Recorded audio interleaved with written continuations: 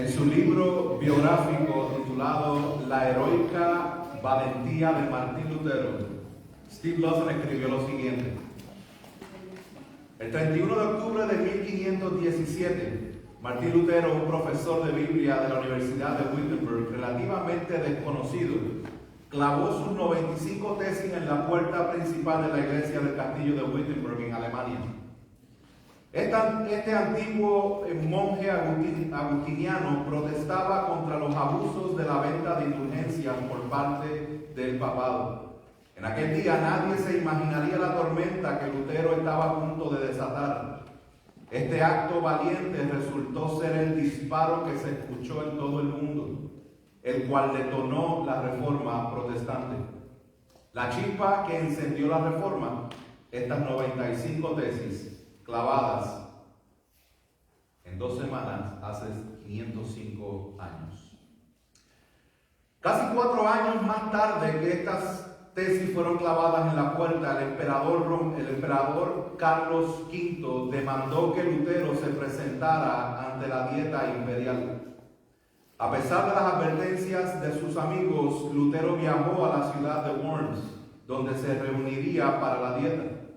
Allí estaban todos los poderes políticos y eclesiásticos de la época, y en una mesa se encontraban todos los libros que Lutero había escrito. Entonces le preguntan a Lutero: ¿te retractas de ellos? ¿Sí o no?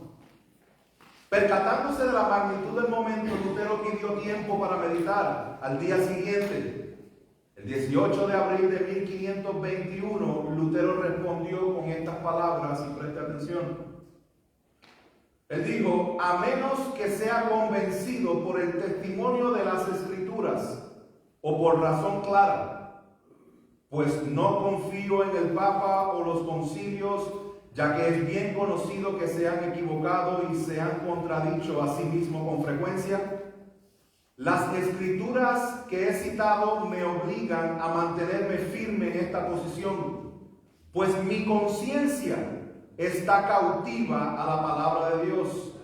Así que no puedo y no quiero retractarme de nada, ya que no es seguro ni correcto ir en contra de la conciencia.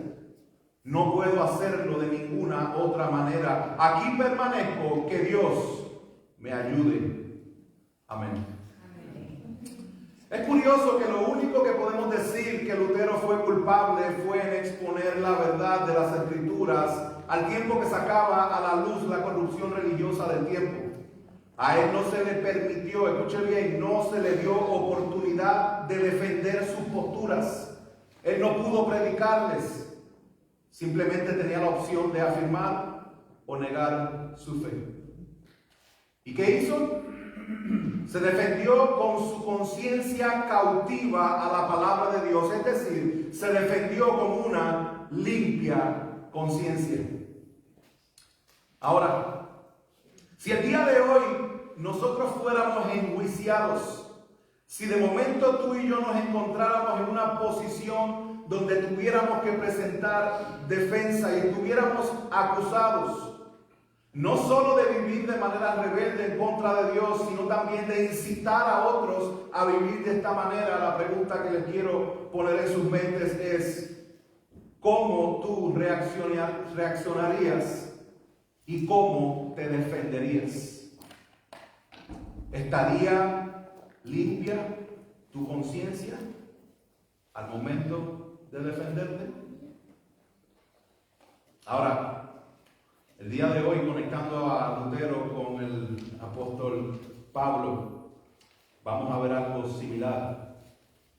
Cubriremos el capítulo 22 al final, parte del capítulo 23 en el libro de los Hechos, donde Pablo es acusado falsamente. Y este se defiende con una conciencia perfectamente limpia. Vamos a ver qué es lo que realmente esto significa y cuál fue el resultado de la defensa del apóstol Pablo. Comencemos con Hechos 22:30, en donde vemos que el comandante quiere saber con certeza la causa de la acusación de Pablo. Dice: al día siguiente, queriendo el comandante saber con certeza la causa por la cual los judíos lo acusaban a Pablo, lo soltó y ordenó a los principales sacerdotes y a todo el concilio que se reunieran. Después llevó a Pablo y lo puso ante ellos. ¿Cómo llegamos hasta aquí? Al día siguiente, lo que pasó el día anterior, ¿qué pasó los días anteriores? Déjenme recordarles un poco de contexto del libro y luego un poco de contexto a lo que estaba sucediendo en ese preciso momento. Les recuerdo que el libro de los Hechos es el libro donde se narran los hechos del Cristo resucitado, y específicamente en el capítulo 9 habla específicamente de Pablo, donde Ananías recibe estas palabras de Dios, donde Dios le dijo: ve, porque Él es mi instrumento escogido para llevar mi nombre en presencia de los gentiles, de los reyes y de los israelitas, porque yo le mostraré cuánto debe padecer por mi nombre. A partir del capítulo 13, el apóstol Pablo está en misión, está llevando el evangelio a los gentiles y se está cumpliendo esta palabra específica, donde él está llevando el evangelio a los gentiles, pero está en un proceso de mucho sufrimiento, y ahora está en la parte donde va a llevar estas buenas nuevas a su pueblo, a su gente. No solamente a su gente, sino que a los reyes. Y esto es lo que hemos visto en los capítulos anteriores, específicamente desde el capítulo 21-17, donde Pablo llega finalmente a Jerusalén. Cuando él llega a Jerusalén, se acuerdan que había una necesidad en la iglesia de Jerusalén y él estuvo recolectando una ofrenda. Él estuvo ansioso por llegar a Jerusalén antes del día de Pentecostés a entregar esta ofrenda, pero él quería estar compartiendo con los hermanos. Y él finalmente llega, los reciben con gozo, los reciben con mucho júbilo, pero le dicen: Pablo, están hablando por ahí un rumor de que tú estás en contra totalmente de la ley. Tenemos un plan, vamos a hacer este voto nazareo. Si me pueden dar un poco de agua, por favor. Un voto nazareo, para que ellos se den cuenta de que realmente tú no estás en contra de la ley. Entonces ellos hacen este plan. Y cuando hacen este plan, no resultó para nada. No resultó para nada, muchas gracias. No resultó porque tan pronto los judíos vieron a Pablo, después de hacer este voto, le cayeron encima y formaron un gran alboroto y lo querían matar. Y tan grande fue el alboroto que llegó hasta los oídos del comandante, quien interviene y rescata a Pablo. Y mientras está en ese proceso, Pablo, imagínense, le estaban abofeteando, le estaban dando, querían matarlo. Es rescatado por las autoridades romanas y Pablo dice: ¿me permites hablar con la gente? Esta es su gente. Y en ese momento, cuando él hace esta pregunta, él se da cuenta, el comandante, de que él no era el egipcio que él pensaba que era, porque le habló en griego. Y dice: ¿tú no eres el egipcio? No soy el egipcio. Y es puesto delante de la gente a presentar su causa, y cuando él empieza a presentar su causa, les habla en hebreo, a su gente. Y la gente empieza a escuchar el testimonio de Pablo. Y cuando escuchan el testimonio de Pablo, todo iba bien, estaban prestando atención, estaban ahí atentos en la fila del asiento, ahí pendientes, hasta que él dice: Dios me envió para ir a los gentiles. Cuando esto sucede, él es interrumpido por la gente que una vez más querían matarlo, al punto de que el comandante nuevamente se queda: ¿pero qué con esta gente que quiere matarlo? Pero dejen que hable.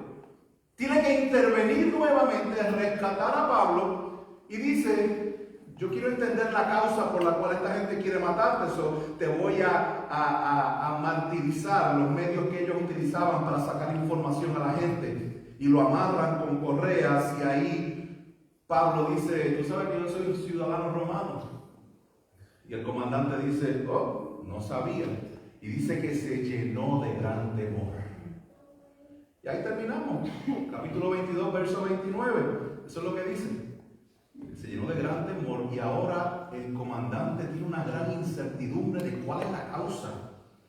¿Por qué quieren matar a este judío? ¿Verdad? Y entonces dice: al día siguiente, después que lo rescata nuevamente, queriendo el comandante saber con certeza.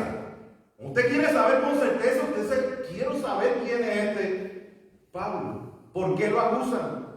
Lo soltó y ordenó a los principales sacerdotes y a todo el concilio que se reunieran.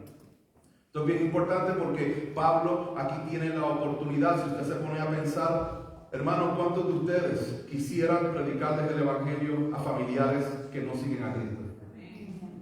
¿Cuántos de ustedes quisieran comunicar las buenas nuevas de salvación y de esperanza que nosotros tenemos en Cristo a aquellos que están cerca de nosotros, que se están perdiendo y que estamos viendo por sus vidas, por sus frutos, que no sirven al Señor y que van destinados al infierno? Y queremos compartirles esta esperanza que tenemos en Cristo y queremos que el Señor abra su entendimiento. Este era el sentir de Pablo en ese momento. Él quería que su gente, que su pueblo entendiera la esperanza que había en él. Frente al concilio, qué gran oportunidad. Me imagino que cuando él empezó a predicar en el capítulo anterior y lo interrumpieron, el apóstol Pablo dice, no pude predicar el evangelio completo. ¿Por qué habrá sido? Y aquí Pablo a lo mejor está diciendo, aquí por eso fue, porque él me iba a poner ante las autoridades. El concilio son las autoridades eclesiásticas y judiciales del pueblo de Jerusalén. Cuando estaban ellos ahí, Pablo dice, ahora estoy frente al concilio, frente al Sanedrín, frente al Senado. Entonces es importante que nosotros entendamos ese contexto y veamos qué es lo que Pablo dice y cómo le empieza en el verso 1. Verso 1 dice, voy a leer del 1 al 5, donde vamos a ver que Pablo se defiende ante el concilio. Recuerden que el comandante está ahí viendo, apelando a una conciencia perfectamente limpia, anclada en la palabra de Dios. Vamos a verlo. Verso 1 dice, entonces Pablo, mirando fijamente al concilio, quiero que pongan el drum roll por el lado y que pongan efectos de sonido para que vean la intensidad del momento. Él está mirando fijamente al concilio y va a empezar a hablar. Hermanos, hasta este día yo he vivido delante de Dios con una conciencia perfectamente limpia. Y el sumo sacerdote Ananías ordenó a los que estaban junto a él que lo golpearan en la boca. Entonces Pablo le dijo, Dios lo golpeará a usted, pared blanqueada. ¿Se siente usted para juzgarme conforme a la ley y viola la ley ordenando que me golpeen? Los que estaban ahí observando dijeron, ¿al sumo sacerdote de Dios injurias? Y Pablo dijo, no sabía, hermanos, que él era el sumo sacerdote, porque escrito está, no hablarás mal de una de las autoridades de tu pueblo. Pablo se defiende y quiero que nos prestemos atención en este primer verso. El 1. Hasta este día yo he vivido delante de Dios con una conciencia perfectamente limpia. ¿Qué les parece eso como introducción del mensaje? Mi conciencia no está limpia, está perfectamente limpia. ¿A qué nos referimos con la conciencia? Vamos a definirlo. Se refiere al sentido moral interno de lo que es apropiado o inapropiado, de lo que es bueno o lo que es malo. La conciencia, hermanos, es como ese sistema nervioso que nos alerta del peligro y del dolor con respecto a lo que es bueno y lo que es malo. La conciencia puede ser afectada por nuestra vida anterior, por malas decisiones o por el mismo Espíritu de Dios. Por tanto, hermanos, cuando nosotros violamos nuestra conciencia, aunque sea por error o por debilidad, es un gran problema de fe. Entonces Pablo tiene su conciencia, lo que le dicta lo que es bueno, lo que es malo. A Pablo lo están acusando y lo que él dice es, mi conciencia está perfectamente limpia. Limpia. ¿Cuál es este ejemplo de Pablo? ¿Por qué ustedes creen que Pablo puede decir esto, que tiene la conciencia perfectamente limpia? Porque es lo mismo que él le dice a Timoteo en 1 Timoteo 3:9, que guarde el misterio de la fe con limpia conciencia. Es lo mismo que él hace en la afirmación de 2 de Corintios 1:12 y en 2 de Timoteo 1:3, donde él dice, gracias a Dios a quien sirvo por limpia conciencia. Hermanos, Pablo es presentado delante del concilio y él se para con una seguridad de que su conciencia está limpia. Déjenme decirles algo, si ese era el momento cuando él es puesto delante del concilio a presentar su causa, si ese era el momento de Pablo de decir, déjame limpiar mi conciencia, iba a ser muy tarde. Ya él tenía la conciencia limpia cuando él es traído delante del concilio. Él no estaba diciendo, yo vivo una vida perfecta. Porque el mismo Pablo dice, miserable de mí, ¿quién me librará de este cuerpo de muerte? Él no está diciendo que es perfecto. Lo que él está diciendo es que su conciencia está completamente atada a la palabra de Dios. Hermanos, ¿está nuestra conciencia atada a la palabra de Dios? Como Pablo, podemos pararnos seguramente y decir, mi conciencia está limpia. De lo que se me acusa, mi conciencia está limpia. No porque yo creo que esté limpia, sino porque lo que estoy viviendo en todas las áreas de mi vida está anclado al fundamento de la palabra del Señor Jesús. Obviamente esto era un directo ataque a Ananías, al pueblo. O por lo menos así fue recibido. Porque hay un refrán que dice que el que se pica es porque ají come. ¿Han escuchado eso? Este Ananías se comió el ají que tiró el apóstol Pablo porque se molestó. E inmediatamente ordena a que golpeen a Pablo en la boca. En otras palabras, mi conciencia está perfectamente limpia. Y Ananías posiblemente diciendo, tú estás diciendo que la mía no está limpia porque efectivamente la de él no estaba limpia. Y manda a golpearlo. Ananías se sintió aludido porque su conciencia estaba entenebrecida. El verso 2 dice que él ordenó a que lo golpearan. A lo que Pablo responde en el verso 3: Dios lo golpeará a usted, pared blanqueada. ¿Se sienta usted para juzgarme conforme a la ley? ¿Viola la ley ordenando que me golpee? Si se dieron cuenta, el apóstol Pablo está predicando su mensaje, comienza con su conciencia, pero su mensaje es una vez más interrumpido con el golpe que le dan en la boca. Y él responde, y él le dice a Ananías una acusación: usted no está siguiendo la ley. ¿A qué se está refiriendo? Se está refiriendo posiblemente a lo que dice Deuteronomio 25, 1 y 2, de que si hay pleito con una persona debe ser juzgada y si es hallado culpable entonces va a ser golpeado. Y aquí Pablo está siendo golpeado sin ser hallado culpable todavía. Y él le dice, tú quieres juzgar por la ley, pero tú estás violentando la ley, tú eres una pared blanqueada. ¿Qué significa pared blanqueada? Puede ser una directa referencia a la hipocresía de este sumo sacerdote. Un lenguaje similar fue el que utilizó Jesús en Mateo 23, 27, donde él a los fariseos le dice: ay de vosotros, escribas y fariseos hipócritas, porque sois semejantes a sepulcros blanqueados. Aparentan una cosa por fuera, pero por dentro están entenebrecidos. Esto es lo que está declarándole Pablo a Ananías. Mas sin embargo, miren lo que acontece en el verso 4 y 5. Pablo se retracta y demuestra que su conciencia limpia no es por su perfección, sino que su conciencia limpia es porque él está atado a las Escrituras. Él dice, o le dicen a él, verso 4, los que estaban allí observando dijeron: al sumo sacerdote de Dios injurias, trayendo a la memoria de Pablo lo que aparece en Éxodo capítulo 22, 28. Éxodo 22, 28 dice: no maldecirás a Dios ni maldecirás al príncipe de tu pueblo.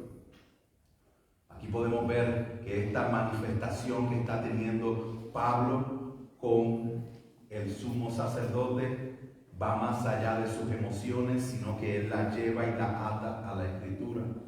Y él dice: escrito está, no hablarás mal de una de las autoridades del pueblo. ¿Cómo es posible que Pablo no supiera que ese era el sumo sacerdote? La respuesta es: no sabemos. Hay gente que dice que Pablo tenía problemas con los ojos, hay gente que dice que Pablo Pablo estaba enfermo, hay gente que dice que Pablo se le olvidó porque hacía 20 años que no veía al sumo sacerdote porque él estaba de viaje misionero. Hay otros que dicen que simplemente Pablo estaba siendo sarcástico. ¿Tú eres el sumo sacerdote? No, yo creo que Pablo, en mi opinión, yo creo que Pablo simplemente está retractando parte de lo que dijo, porque parte de lo que dice la Escritura no estaba alineado con lo que él le dijo al sumo sacerdote. ¿Saben qué? Pablo tenía razón en lo que estaba diciendo. Hay veces que nosotros pensamos que tenemos razón de las cosas y pensamos que esa es la licencia para decirlo, porque tenemos razón. Y Pablo, aunque tenía razón, se retracta en lo que dice, porque la palabra dice que yo no vaya en contra de esa autoridad o que no le hable de esa forma. Y aunque tenga razón, me lo voy a reservar, porque para mí es más importante el poder estar sujeto a la palabra de Dios que poder demostrarle a todos los demás que yo tengo la razón entre ellos.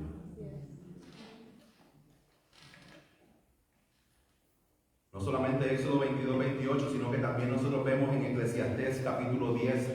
Usted puede leer Eclesiastés capítulo 10 y pareciera ser que el predicador de Eclesiastés está viendo lo que está pasando con Pablo aquí. No es el caso, pero vemos muchos paralelismos de lo que hay en Eclesiastés capítulo 10, donde dice: ni aun en tu recámara maldigas al rey, en lo privado.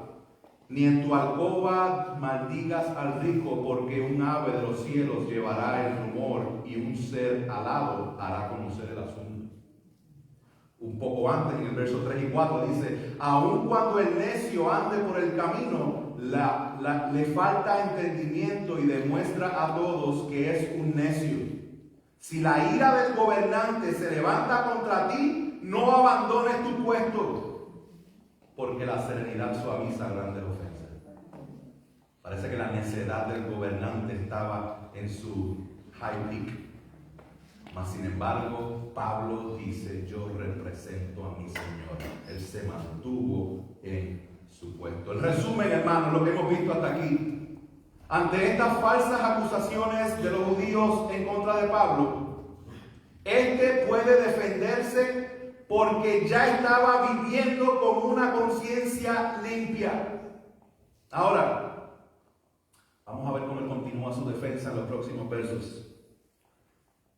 Verso 6 dice: entonces Pablo, dándose cuenta de que una parte eran saduceos y otra fariseos, alzó la voz en el concilio. Yo quiero que estemos claros, hermanos, que en estos versos Pablo continúa su defensa ante el concilio, dirigiéndose ahora específicamente a los fariseos y saduceos que eran parte de ese concilio, pero ahora, en vez de apelar a su conciencia limpia, va a apelar a otra cosa. Veamos. Dice: yo soy fariseo, hijo de fariseos. Se me juzga a causa de... Me imagino al comandante. Dilo, eso es lo que quiero saber con certeza. ¿Cuál es tu causa por la cual te acusan? Y Pablo dice: se me juzga a causa de la esperanza de la resurrección de los muertos. Se formó el alboroto de nuevo. Cuando dijo esto, se produjo un altercado entre los fariseos y saduceos y la asamblea se dividió. Porque los saduceos dicen que no hay resurrección, ni ángel, ni espíritu, pero los fariseos creen todo esto. Se produjo entonces un gran alboroto, y levantándose algunos de los escribas del grupo de los fariseos, discutían enérgicamente, diciendo: no encontramos nada malo en este hombre, pero ¿y si un espíritu o un ángel le habla? Vayamos un poquito atrás. Verso 6. Entonces Pablo, dándose cuenta de que una parte eran saduceos y otra fariseos, ¿se acuerdan que él dijo, empezó su sermón: mi conciencia está perfectamente limpia? Lo que vino después fue: te van a bloquear a ti, para blanqueada, porque tú no estás siguiendo la ley, estás injuriando.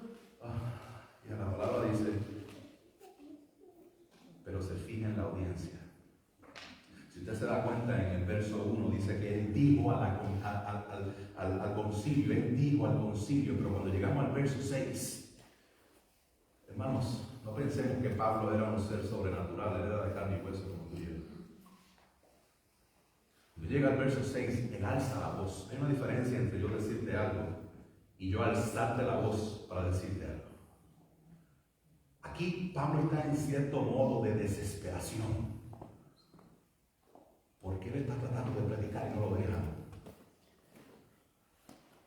Dice que alza la voz en el concilio y se enfoca en algo bien interesante, que dentro del concilio habían fariseos y saduceos.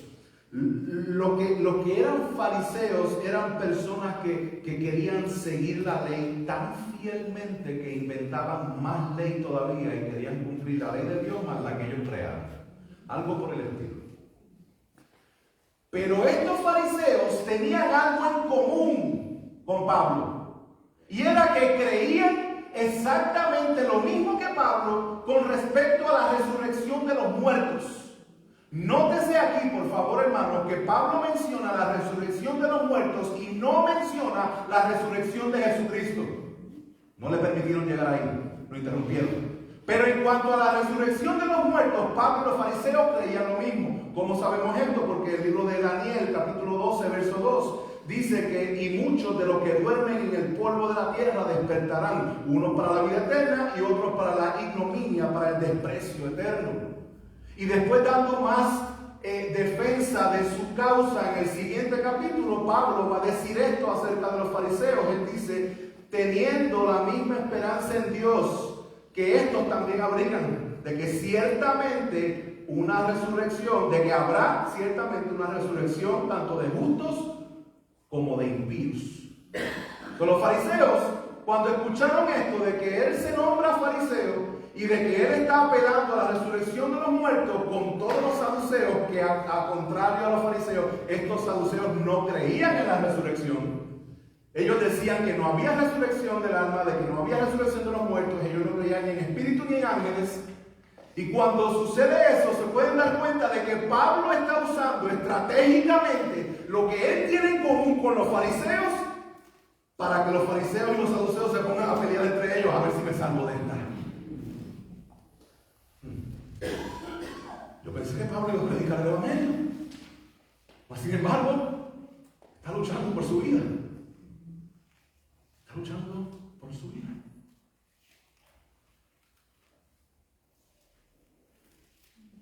¿Qué es lo que sucede cuando esto pasa?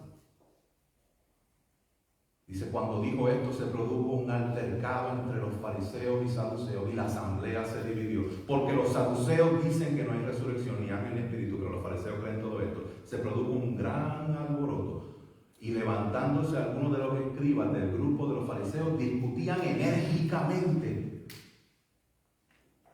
No encontramos nada malo en él. Pero ¿quién era el que estaba diciendo esto? Algunos de los fariseos. ¿Quién está en la audiencia escuchando y viendo lo que está pasando? El comandante. El comandante tiene que estar totalmente confundido. Ellos lo quieren matar y están unidos en una causa. Vamos a matar a Pablo. Pero tan pronto le mencionan la resurrección de los muertos, empiezan a pelear al punto de que algunos de ellos identifican a Pablo como inocente, llegando a la conclusión, y lo vamos a ver en la semana que viene, no ahora, que eventualmente el comandante dice, esto es un issue de ellos, esto es un problema de ellos, que lo están acusando con algo de la ley, pero yo no veo causa ni para que esté preso ni para matarlo. Y de aquí llegamos al verso 10, donde el comandante, que después vamos a ver que se llama Claudio Lisias, tuvo temor de que Pablo no simplemente fuera matado, fuera despedazado. Yo creo que usted vea la diferencia entre la situación que estaba pasando ahí, donde hay un alboroto que no solamente quiere matar a alguien, este alboroto quiere despedazar a Pablo. Dice el verso 10, al surgir ese gran altercado, el comandante tuvo temor. Recuérdense que en el verso 29 del capítulo anterior él tuvo temor porque lo habían maltratado y él era ciudadano romano. Ahora él está en el mindset, en la mentalidad de protegerlo. Ahora tiene temor de que lo despedacen. Dice, el comandante tuvo temor de que Pablo fuera despedazado por ellos y ordenó que las tropas descendieran y lo sacaran de entre ellos a la fuerza y lo llevaran al cuartel. Una vez más, el comandante interviene salvando la vida de Pablo. Y para este punto le queda más claro en que la causa por la cual los judíos acusaban a Pablo era una causa falsa. Luego, como les dije, vamos a ver qué es lo que sucede con este comandante y qué es lo que sucede con Pablo. Ahora, vayamos al verso 11, que dice que a la noche siguiente el Señor se le apareció a Pablo y le dijo: ten ánimo, porque como has testificado fielmente de mi causa en Jerusalén, así has de testificar también en Roma. El Señor se le apareció y le dio el boleto de avión a Roma. No había avión. Pero le dijo: vas a llegar a Roma. Pablo quería ir a Roma. Y el Señor le dice: vas a llegar a Roma por la causa de que tu causa es mi causa. Tú has sido fiel a mi causa. Tú has sido fiel a mi causa. El Señor demuestra su bondad para con Pablo, animándole y recordándole que Él está en control de todas las cosas, aún cuando hayan grandes alborotos alrededor. No era Pablo el que estaba estableciendo el reino de Jesucristo, sino que era Jesucristo mismo, haciendo partícipe a Pablo de ese establecimiento del reino de Jesucristo. Pablo había sido fiel, y él le dice: has sido fiel a mi causa en Jerusalén. Desde que llegó a Jerusalén y desde que fue interceptado por el Espíritu de Dios cuando iba de camino a Damasco, Pablo había sido fiel en amar a sus hermanos, llevándoles esta ofrenda. Había sido fiel en regocijarse con los hermanos cuando llegó por fin a Jerusalén. Había sido fiel en sacrificarse por sus hermanos haciendo ese voto nazareo. Había sido fiel compartiendo su testimonio. Había sido fiel en mantenerse sujeto a las Escrituras aun cuando las cosas no le iban muy bien. Había sido fiel a su llamado de testificar solemnemente el Evangelio de Jesucristo y había sido fiel a la causa del Señor. Hermanos, por esa fidelidad es que Pablo pudo pararse delante del concilio y decir: mi conciencia está perfectamente limpia.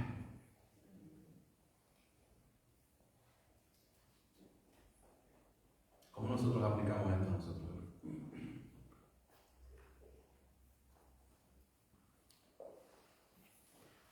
Porque aquí dice que Pablo fue perfectamente, su conciencia estaba perfectamente limpia. Y el Señor Jesús le dice que fuiste fiel, que testificaste fiel el Evangelio, que testificaste fiel la causa de Cristo en Jerusalén.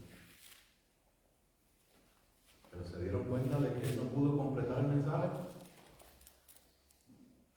Se dieron cuenta de que en esta etapa, en estos son aproximadamente 12 días que han pasado desde que él llegó a Jerusalén, donde él empieza inmediatamente, no le dieron ni hablar y empezaron a tratar de matarlo, y después le dan la oportunidad y tan pronto empieza a compartir su testimonio y menciona a los gentiles, empiezan a tratar de matarlo de nuevo, lo rescatan de nuevo, lo ponen delante del concilio y tan pronto dice que su conciencia está limpia, vuelven a darle, lo interrumpen y tan pronto vuelve otra vez, él dice la resurrección de los muertos y empiezan a pelearse entre ellos, lo querían matar nuevamente. ¿Se dan cuenta de que él no pudo predicar el mensaje completo?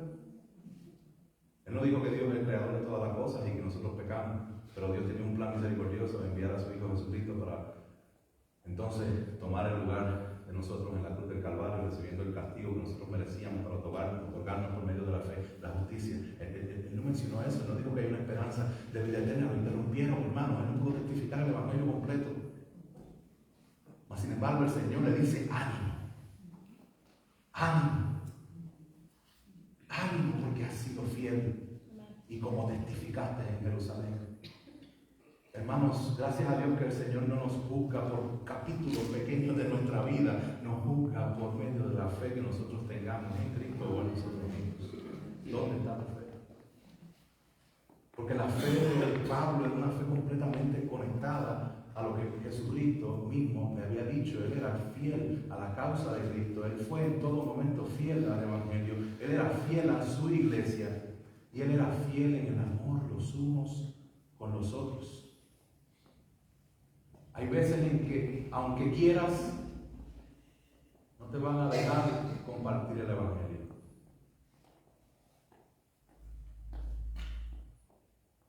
Estás siendo fiel y como quiera podrías decir que tienes una conciencia limpia. De manera directa yo quiero animarte también. A ti que tienes la conciencia limpia, que a lo mejor las cosas no están muy bien, quiero animarte. De la misma manera que Pablo estaba haciéndose 500,000 preguntas ahí en esa celda donde él se encontraba. De cómo es posible de que por fin está delante de su pueblo, de los que tanto ama, por fin compartirle, pero no pudo compartirles de la esperanza que tiene, lo interrumpieron. El Señor se le apareció y les da ánimo. Cuando nosotros tenemos la conciencia tranquila, cuando tenemos la conciencia limpia, quiero que recibas el ánimo del Señor, que el Señor prometió estar con nosotros todos los días de nuestra vida. Hermanos y hermanas, nuestra mejor defensa ante la oposición es vivir con una conciencia limpia que está anclada a la palabra de Dios. Amén. ¿Decimos amén a eso? Amén. Pero aclaremos lo que significa realmente tener una conciencia limpia delante de Dios.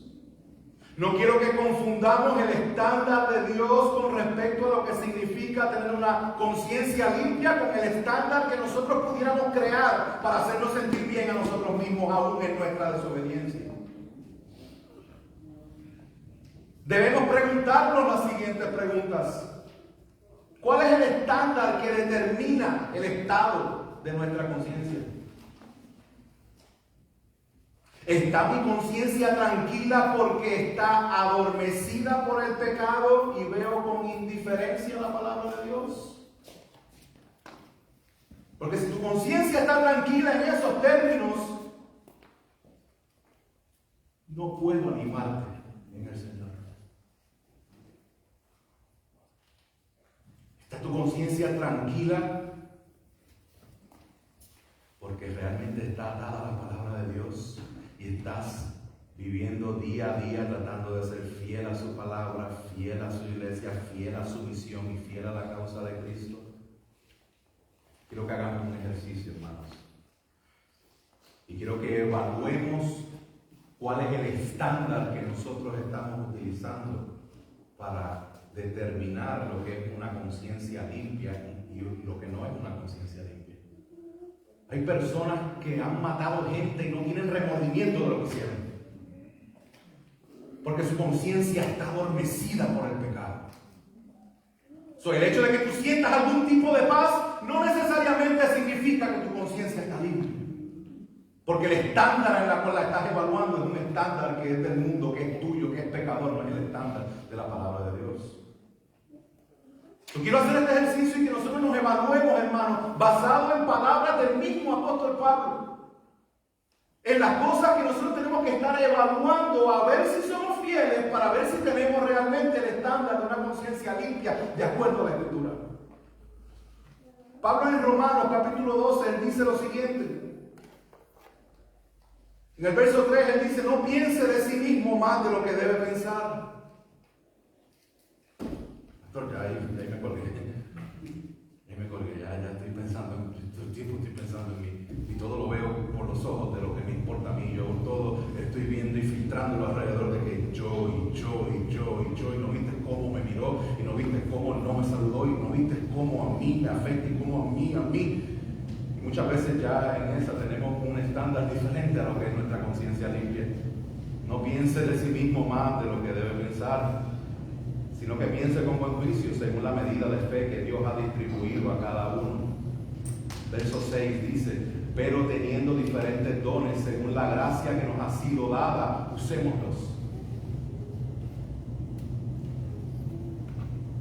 Si tú estás aquí como parte de la iglesia, este miembro de la iglesia, significa, por la palabra de Dios, que Dios te ha dado a ti unos dones, y esos dones y tú, Dios, te ha dado a la iglesia para que los uses para la edificación del cuerpo.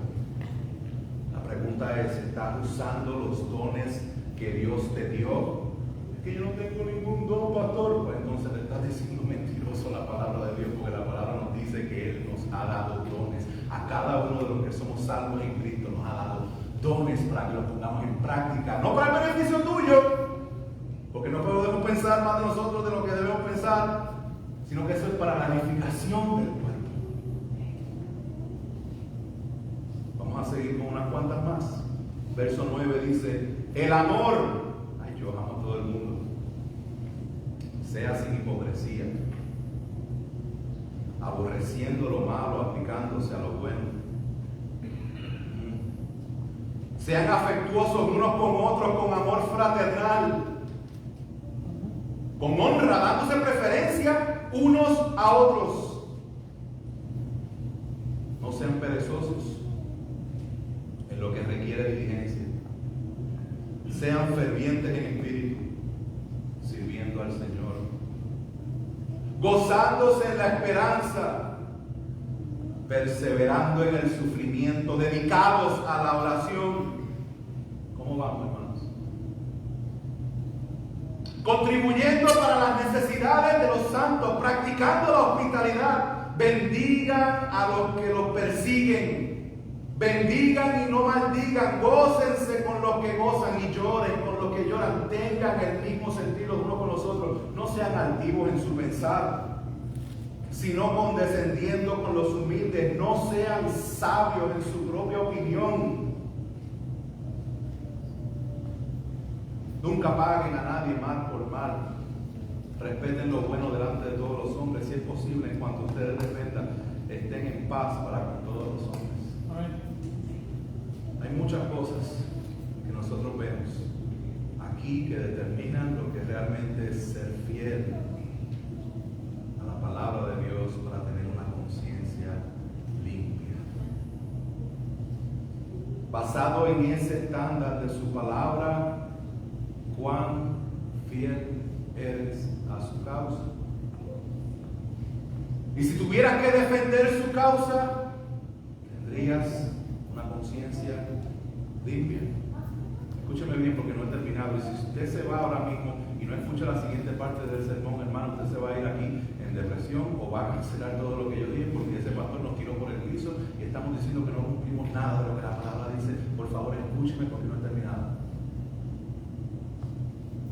Si la respuesta es no,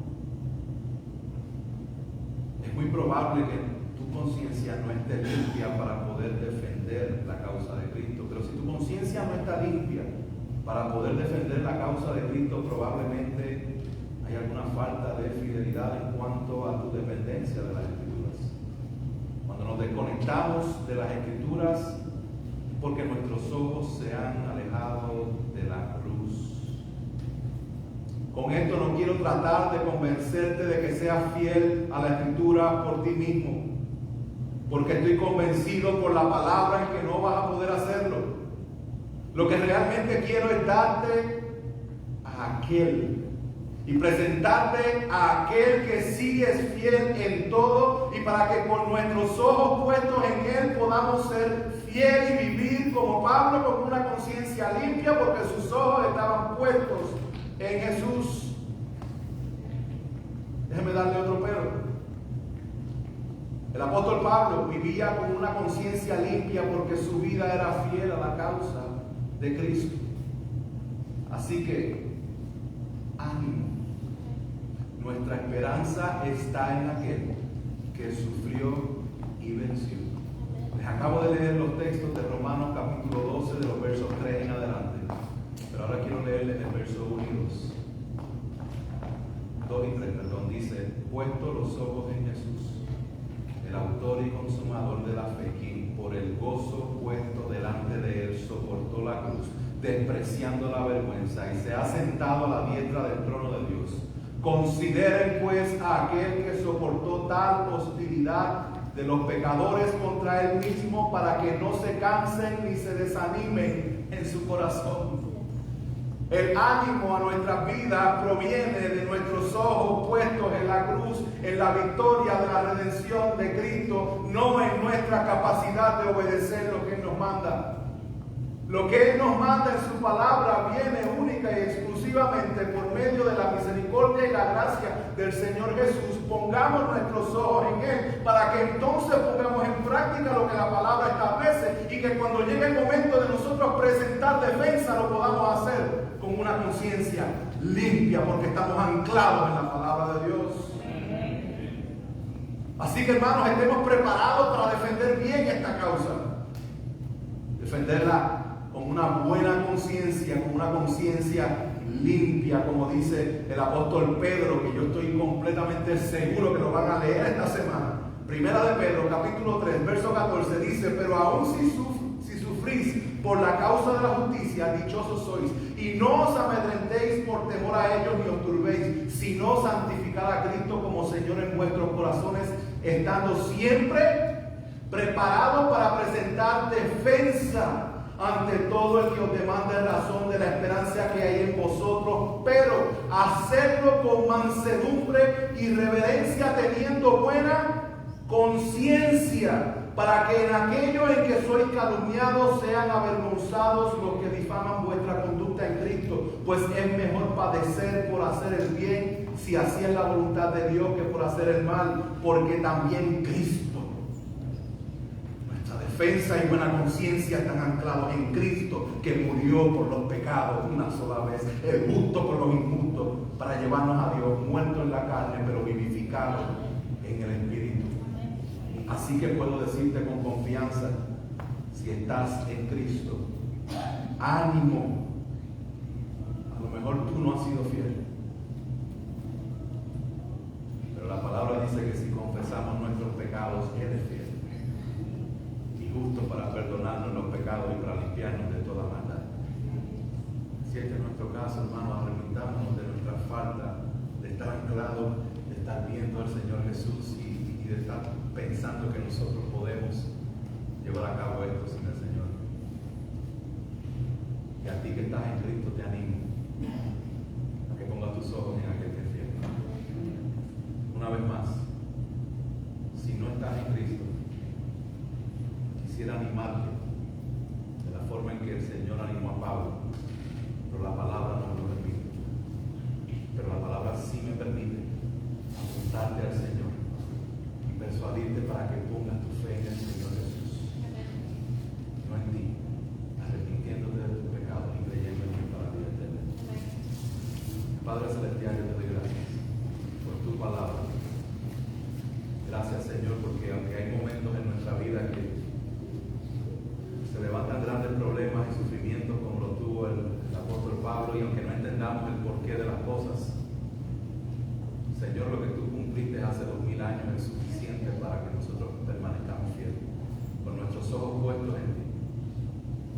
Te pedimos, Señor amado, que seas tú dándonos el ánimo para perseverar, que nos des las palabras precisas para nosotros defender con limpia conciencia la causa del Evangelio, pero que nos des el temple adecuado para callarnos la boca cuando tengamos que callarnos, Señor.